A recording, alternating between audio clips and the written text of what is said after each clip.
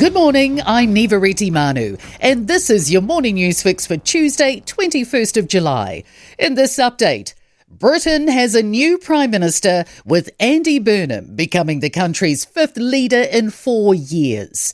The former Manchester Mayor and Labour Cabinet Minister was formally invited by King Charles to form a government at Buckingham Palace overnight. Speaking outside 10 Downing Street, Burnham says he's acutely aware he's the country's seventh Prime Minister since 2016.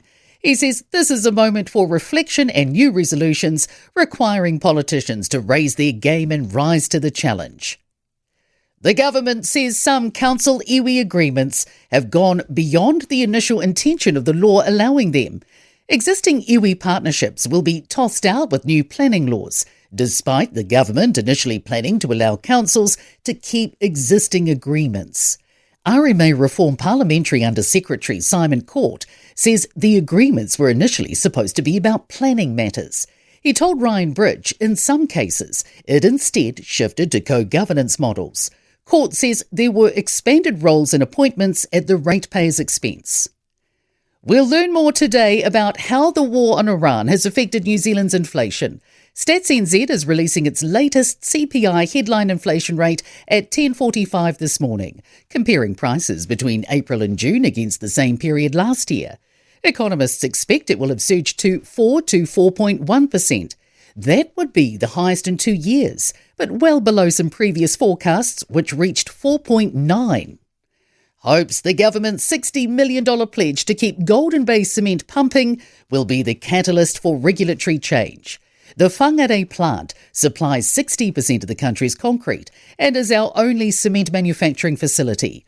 Owner Fletcher Building was toying with a move to imports, but is now committed to investing at least $150 million itself in the plant by at least 2040.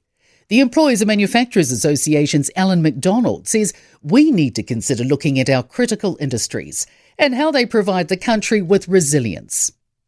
Injuries relating to buses are costing ACC millions of dollars each year. ACC data released to Newstalk ZB shows claims totalled almost $7.8 million last year and are on track to reach $7.4 million this year. Injury numbers this year are on track to be 20% higher than in 2023. They're rising faster in Auckland and Manawatu-Wanganui, but more slowly in Canterbury, Waikato and Wellington.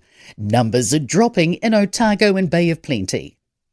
In sport, Chasing the Fox organiser Nick Randall is planning for expansion to the 5th edition of the event on December 11, now that Ryan Fox is the British Open champion.